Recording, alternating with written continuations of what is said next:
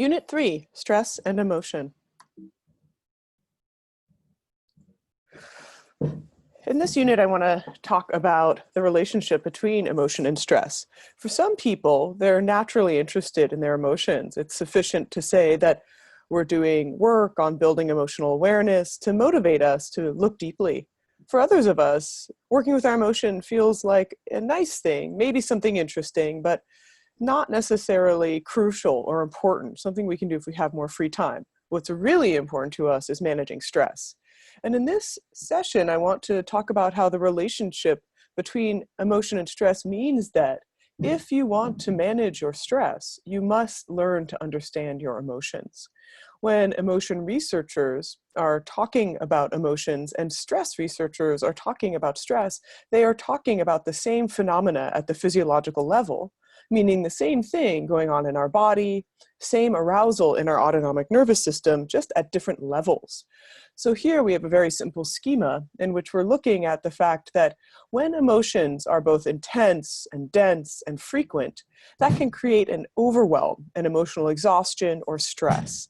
Now, I want to clarify here what intensity, density, and frequency mean.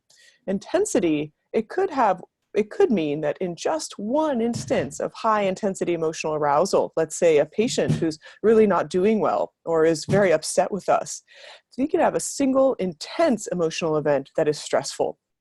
But we could also have emotional events which are dense, meaning throughout the day, there are a lot of different experiences we have that are pleasant or unpleasant. And when they're pleasant, we might have to mask them or not show. And when they're unpleasant, we have to mask them and not show. What we know from the research on emotion is that when we are suppressing our emotions, not showing them, at a physiological level, they are more stressful. So another way that our emotions can lead to stress is by not having access to just recognize, appraise, become aware of our emotion experience and what it might mean to us. Another way in which our emotions can lead to stress is frequency. Maybe we just have a series of difficult or challenging events. This could be something simple like spilling our coffee on the way to work, or then having an experience of being locked out of our computer and password. This could also be having a series of just slightly unpleasant encounters with patients and colleagues. Over time, this frequency throughout the day creates a sense of stress. Now, what's important to understand about our experience of emotion is that it does create a physiological experience.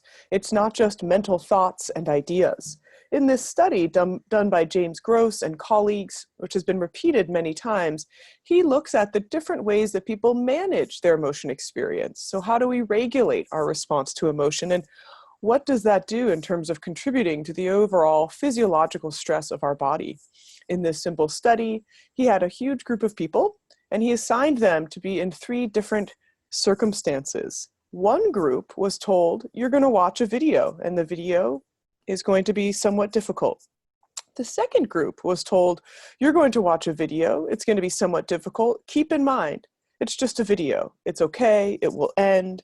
This is a reappraise, so recognizing our emotion and then having some kind of thought or idea that helps us be with the emotion. The third group was told, you're going to see a video that's difficult to watch. I want you to suppress what you're feeling. Don't show anything and don't feel anything. So what we see in this simple graph is at the baseline, everybody just comes into the room, no instructions. And on the left-hand side, the units of change are the heart rate variability and skin conductance. This means the arousal at a physiological level of our body.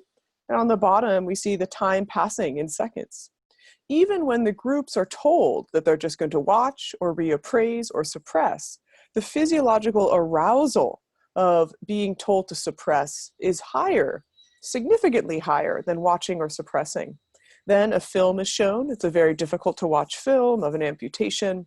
And the physiology of the people trying to suppress their emotions is much higher than those watching or those reappraising.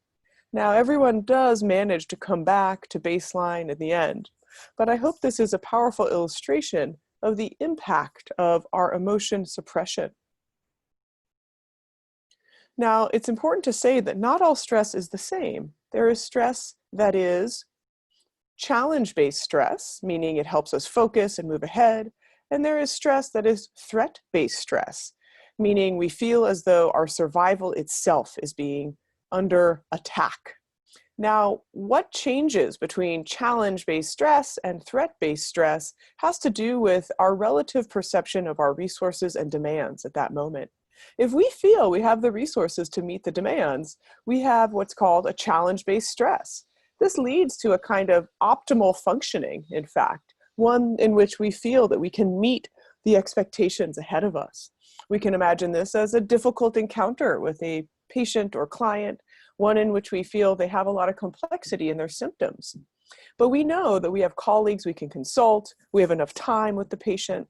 Instead of having a patient with a lot of complexity, we don't feel we have time, we don't feel we have resources, and we're quite worried. It feels threatening, as though we're not sure what to do, and in some cases, a life could be in the balance.